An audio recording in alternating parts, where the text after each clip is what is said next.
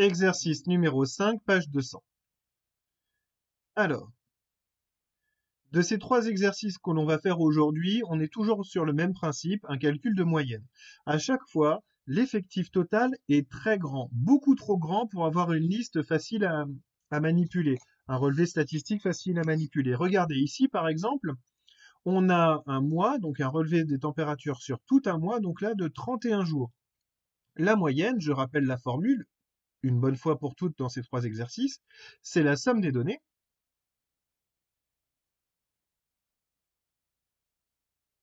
divisé par l'effectif total. Ça, c'est du cours, et il convient de rappeler cette formule dès qu'on se sert du calcul de la moyenne. Concrètement, ici, qu'est-ce que ça signifie? Ça veut dire que la moyenne, je vais la calculer en faisant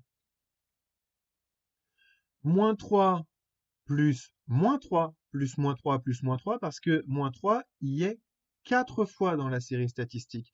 Alors, on va pas faire apparaître des additions à chaque fois, on va plutôt faire apparaître des multiplications.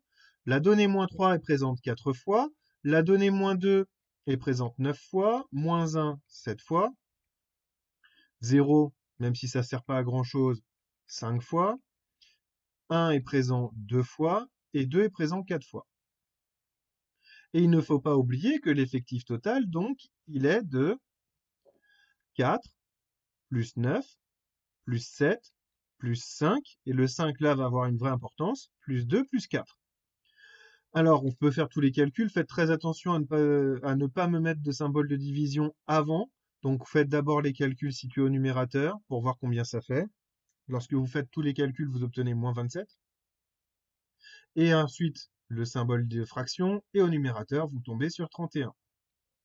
La moyenne totale est donc de moins 27 sur 31, ça fait moins 1 degré, arrondi au degré près, puisqu'on vous demande d'arrondir au degré près et qu'on est à moins 0,8, je crois, de mémoire.